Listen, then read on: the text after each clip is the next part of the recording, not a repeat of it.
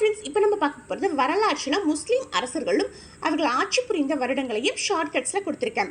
மகன், தந்தை, பாட்டன், ஓட்டன் ஏன் அப்படி கொடுத்துருக்கேன் அப்படின்னு பார்த்தீங்கன்னா, இவங்கெல்லாம் ஒரே தலைமுறையை சேர்ந்தவங்க. இவங்க எப்படி தலைமுறையாக எத்தனை வருஷம் ஆட்சி புரிஞ்சாங்கிறதா இங்கே நான் ஷார்ட்கட்ஸில் கொடுத்துருக்கேன். ஓகேவா? மேக்ஸிமம் இதில் இருக்க பேர் எல்லாமே ரொம்ப ஃபேமஸானவங்க, எல்லாருக்கும் தெரிஞ்சவங்க. சரிங்களா?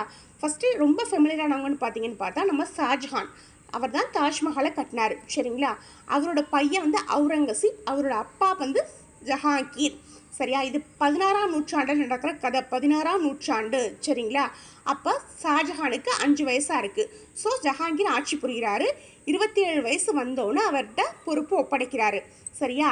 58 வயசு ஷாஜஹானுக்கும் 28 வயசு மும்தாஜுக்கும் காதல் ஏற்படுது. உனக்கு இந்த வயசில் இது தேவையான்னு சொல்லிட்டு என்ன பண்ணுறாரு, உனக்கு 58 வயசில் இது தேவையான்னு அவுரங்கசீப் பிடிச்சி ஒரு 7 வருஷம் ஜெயிலில் போட்டுடுறாரு. சரிங்களா? இந்த தலைமுறையில் எல்லாருக்கும் முன்னோடி யாருன்னு சொல்லி பார்த்தீங்கன்னா பாபர் தான். சரியா?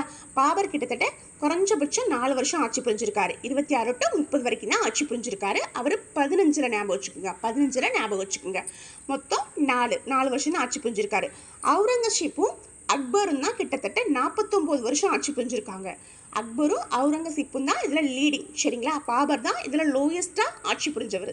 நெக்ஸ்ட் பாபருக்கு அடுத்து யாருன்னு பார்த்தா ஹிமாயூன் 30 to 40 10 வருஷமும், அடுத்து 55 to 56 1 வருஷமும் ஆட்சி புரிஞ்சிருக்காரு.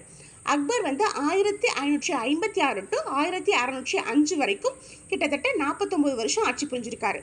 ஃபர்ஸ்ட் லீடிங் வந்து அக்பர், அவுரங்கசீப். செகண்ட் லீடிங் வந்து ஷாஜஹான். தேர்டு வந்து ஜஹாங்கீர் 22 வருஷம். அடுத்து நம்ம ஹிமாயூன், அதுக்கு அடுத்து பாபர். மொத்தம் இதில் வந்து 6 அரசர்களை கொடுத்துருக்கேன். எல்லாரும் இன்க்ளூடாக வர்ற மாதிரி பார்த்துக்குங்க.